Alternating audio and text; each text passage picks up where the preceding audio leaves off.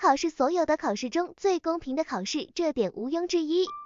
很多小城市或者是乡村里的学生想要走进大城市，高考是最直接的方式。在早些年前，就有很多人选择了北漂、沪漂来到大城市打拼，可见北上广深这样的大城市对人们的吸引力很大。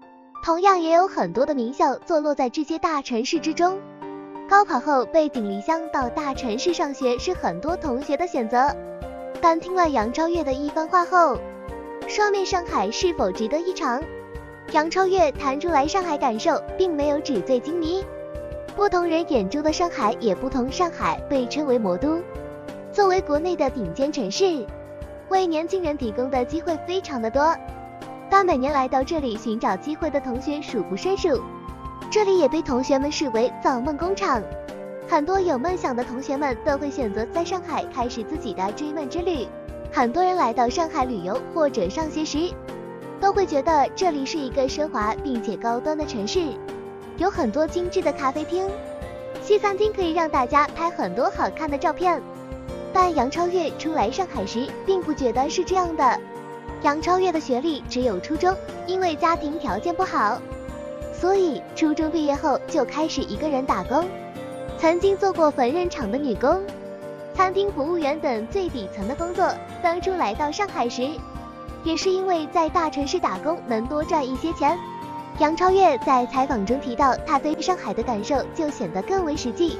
他说，通过大巴车和多次中转，背着大包小包的行李，多次辗转才来到上海的人，与拿着行李箱、化着精致妆容从机场走出来的人，来到的是不同的上海。因为杨超越这两种生活都体验过，所以提起最初来到上海时的模样，还是会倍感心酸。想要来到上海打拼的人，只能看到忙忙碌碌游走在各大公司的打工人，而那些精致而优雅的人，来到上海就会看到灯红酒绿、纸醉金迷的魔都。拥有两个面孔的上海，值不值得学生来报考呢？上海就业机会多，城市绚丽豪华，但报考上海的院校还需三思。虽然上海为很多有志青年提供了很广阔的平台，但是否要选择上海报考，还需要结合自己的实际情况来决定。因为上海是国内经济大城，所以消费水平很高。曾经有位网友说，上海的物价并不高，一杯豆浆只要6块钱，可见土生土长的上海人对金钱的认知和外地人就有很大不同。如果是家庭条件偏差的同学来到上海念书，在大学时期的消费水平就很可能会跟不上，更别提毕业后的工作生活。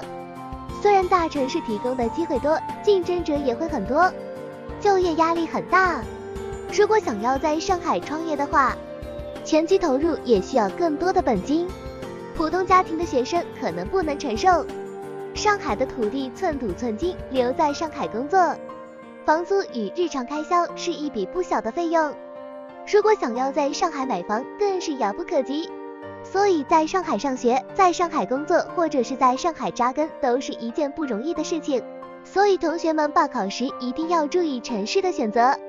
报考大有讲究，城市的选择也很重要。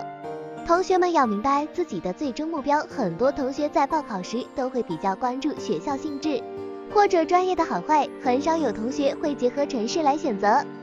但其实学校坐落于哪个城市也很重要。同学在报考时能够报考985等顶级高校，当然就不用考虑太多其他的事情。如果是在公报2本中做选择的话，可以结合专业和城市来选择。如果毕业后决定在外地发展，可以挑选省外的学校，提前熟悉外地环境。如果不想出远门，就可以选择本省的省会城市来报考。省会城市在毕业后的发展会比其他周边城市好很多，并且学校的选择也会更多。省内和省外的录取分数会有一定的差距，分数少的同学在省外会更有优势。自己对未来有一个具体的规划是非常重要的。如果想好了以后要去大城市发展，就要为之做出努力。就算没有考到心仪的城市，也要在大学期间好好学习，毕业后再去大城市工作。世上无难事，只怕有心人。对于自己的未来有明确的目标，才能更好的制定学习方向。最后我想说，有一个沪漂梦的同学，要结合自身情况和家庭情况来做决定。能看到上海的哪一面，就看自己的努力了。上海物价今日话题，你觉得上海是一座适合扎根的城市吗？